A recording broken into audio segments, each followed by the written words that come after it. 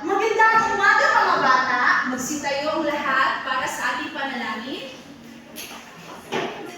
Ay dilo, magsitayo. Sa ngalan ng Ama, ng Anak, ng Espiritu Santo. Amen. Sa ngalan ng Ama, ng Anak, ng Espiritu Santo. Amen. Muli, magandang umaga mga bata.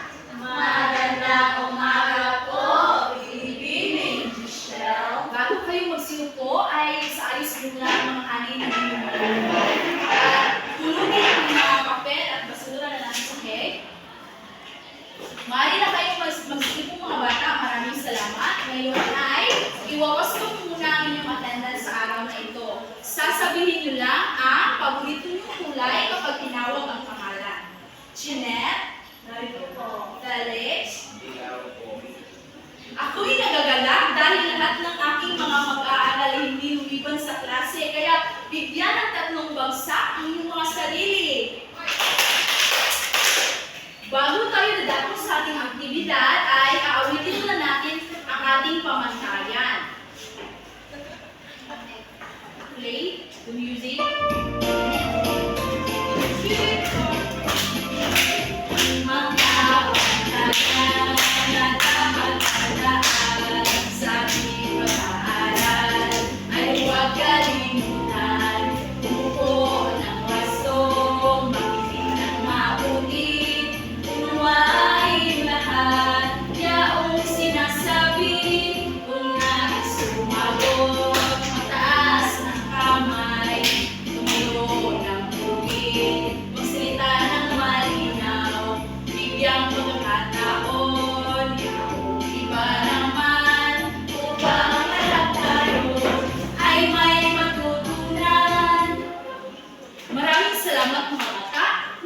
Magkakaroon tayo ng aktibidad. Ang pamagat ng ating aktibidad na ito ay pagkatutuko sa grupo. Ang gagawin niyo lang ay makinig sa aking balita. Pagkatapos ay magtatanong ako ng mga katanungan base sa balita na aking binasa. Nagkaintindihan ba tayo mga bata? At kung sino ang makasagot ng mga katanungan ay bibigyan ko kayo ng gantimpala. Gusto niyo ba yun mga bata? Ito ang pamagat ng balita. Pakibasa lahat. Bagong palengke para sa bayan ng San Pedro. Sino ba ang nakapunta na sa palengke? Sino ba dito nakapunta na sa palengke? Opo.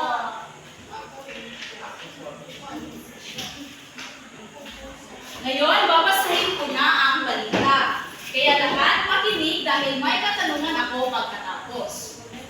Ayon sa lokal na pamahalaan, ang isang bagong palengke ang itatayo para sa bayan ng San Pedro. Ito ay tinatag ni Mayor Santos upang mapabuti ang kabuhayan sa mga mamamayan. Ang bagong palengke ay magkakaroon ng iba't ibang tindahan, kabilang ang para sa mga gulay, prutas at karne. Bukod dito, magkakaroon din ang mga pwesto sa mga negosyante at artisano upang ibinta ang kanilang mga produkto. Ayon kay Aling Maria, isang tendera ng prutas, maganda itong pagkakataon para sa amin upang kumita ng mas malaki. Ang bagong palengke ay planong buksan sa susunod na buwan. Maraming mga mamamayan ang umaasa na ito ay magdadala ng positibong epekto sa ekonomiya ng bayan. Ulit, sino nga ba ang nakapunta na sa palengke? Ako po, teacher. Sino ba ang kasama mo doon sa palengke? Sinali po, tita. Ano ba ang inyong binili? Mga prutas po. Ngayon ay alam nyo kung ano ang palengke. Kaya ngayon magtatanong ako ng mga katanungan base sa balita na aking binasa. Unang katanungan, ano nga ba ang layunin ng bagong palengke? Jonah? Hindi ko po alam, teacher. Judy?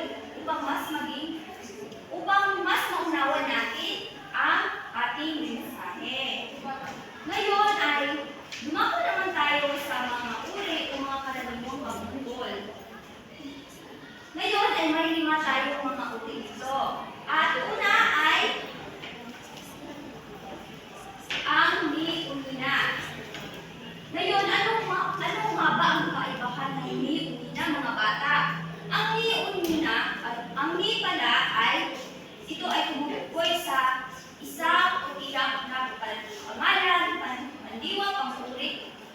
At ang Nina naman ay tumutukoy sa hindi lamang isa na pangalan. Ngayon, Felix, basahin mo kung ano ang Nina. Ito ay nagpapahayag o nagsasaad ng pagmamay-ari ng isang bagay. Magaling. Ang Nina ay nagpapahayag o nagsasaad ng pagmamayari ng isang bagay o ng isang bagay. At upang maintindihan natin kung ang nawakan natin ito, ay babasahin natin ang halimbawa. Amor, basahin mo ang unang halimbawa at bilugan mo kung saan ang pangukol na ginamit sa pangungusap. Binili ni Ana ang malaking bola. Bilugan mo ang pangukol. Ito po, teacher. Tama po ba? Tama ba kaya si Amor? Opo. Tama si Amor. Ano ka na? Ang ni ay sinusundan ng pangalan o pandiwa, panguri, pangabay. At nasaan naman ang pangalan? Si Ana. Ang ni ay sinusundan ng pangalan. At sa pangalawang halimbawa naman, Julme, maaari mo bang basahin ang pangalawang halimbawa at bilugan kung nasaan ang pangukol na ginamit sa pangungusap? Binili ni Mel at Ana ang mga logo.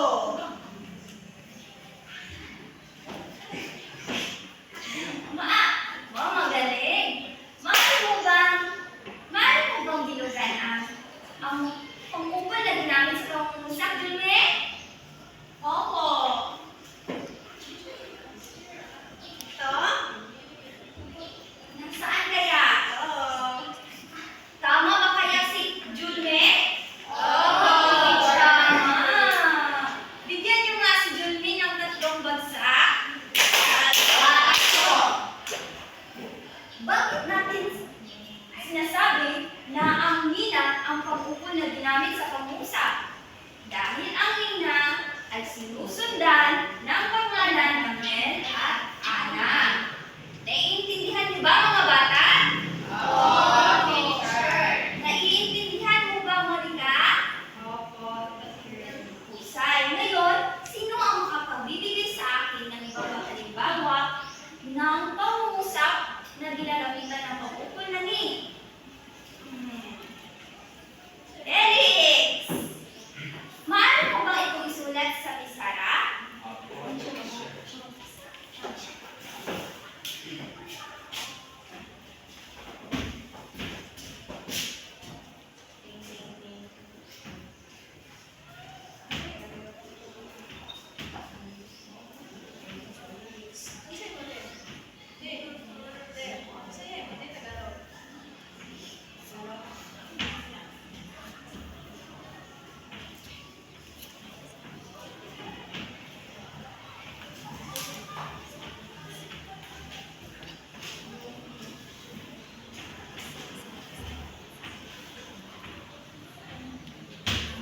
Maraming salamat, Felix.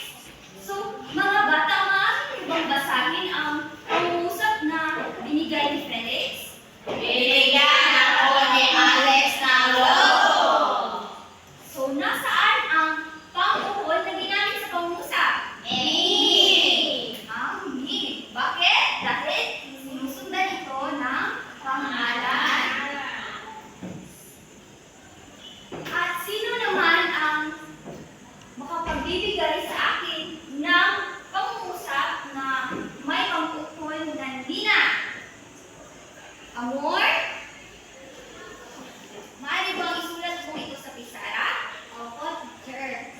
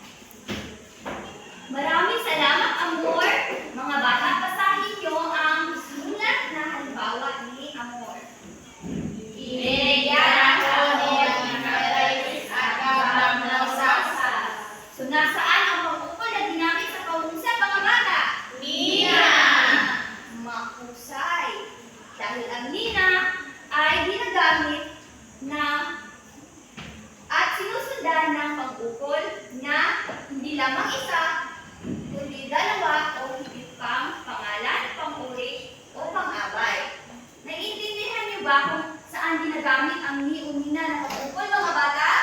Opo, teacher. Wala na bang kaganuhan sa ni-unina? Wala. Ngayon ay dumako naman tayo sa pangalawang uri ng pang-ukol at ito ay kay-ukina. Ano nga ba ang kay-ukina o saan ito ginagamit? Junami, maaari mo bang basahin? Ito ay ginagamit kapag ang isang piloso bagay ay tumutukoy sa tiyak ng tao o mga tao. So, ang kay-ukina, maraming salamat, Junami. So, ang kay-ukina ay ginagamit kapag ang isang kilos o bagay ay tumutukoy sa tiyak na tao o higit pa. Upang mas maunawaan ninyo kung ano ang gamit ng kay-ukina, basahin niyo ang unang halimbawa. Ang Ang tubo ay ginagawa Gab, nasaan kaya ang pangukol na ginamit sa pangungusap? Maaari mo ba itong bilugan?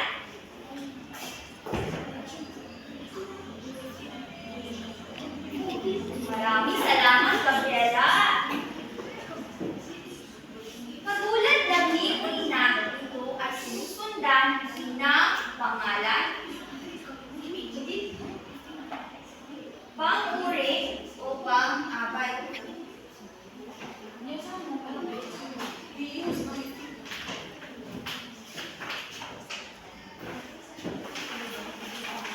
Muli, magandang umaga mga bata. Sunod naman ang pang-ukol na ayon sa lahat basahin. ito ay nagpapahayag ng pinaggalingan o pinagbatayan ng isang bagay. Ito rin ay ginagamit sa pagtukoy kung kanino galing ang isang impormasyon. Sa madaling salita, ang pang-ukol na ayon sa ay ginagamit upang bigyang kredito ang pinanggalingan ng isang ideya o impormasyon.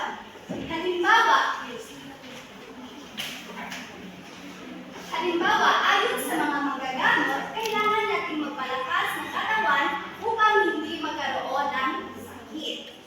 So sa pangungusap na ito, ginagamit ang pag-ukol na ayon sa upang ipakita na ang payo ay galing sa mga manggagamot. At ito'y nagpapakita na ang impormasyon ay mula sa mga eksperto at nagbibigay kredibilidad sa pahayag. Muli, kanino galing ang impormasyon? Felix? sa mga manggagamot. Tama ay sa mga manggagamot. Kaya gumamit tayo ng pang-ukol na ayon sa. Okay, narito ang isa pang halimbawa para mas lalo niyong maintindihan kung paano ito ginagamit sa pangungusap.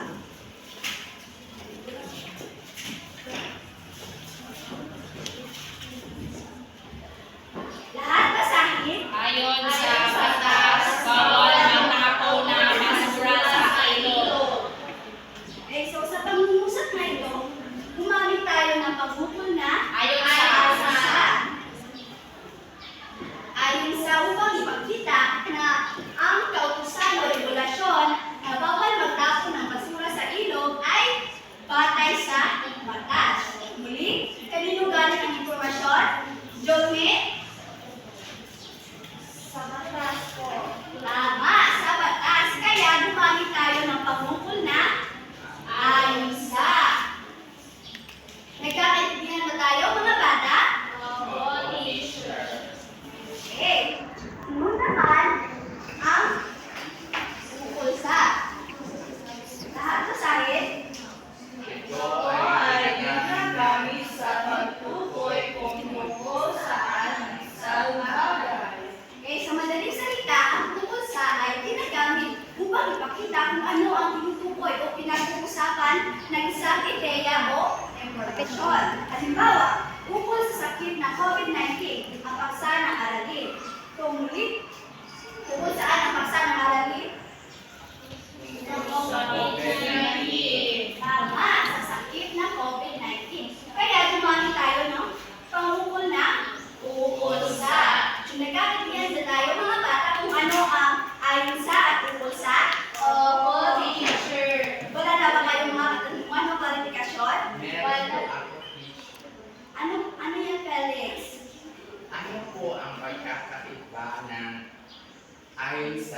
Opo sa po, teacher. Kaya ang pagkakaiba ng ayon sa at ukol sa ay ang pang-ukol na ayon sa ay ginagamit upang ipakita ang pinagmulan o basihan ng isang ideya. Samantala, ang pag-ukol na ukol sa ay ginagamit upang kung saan ang paksa ng aralin. Kung ano ang paksa ng aralin o sa informasyon. Nagkakaintindihan ba tayo mga bata?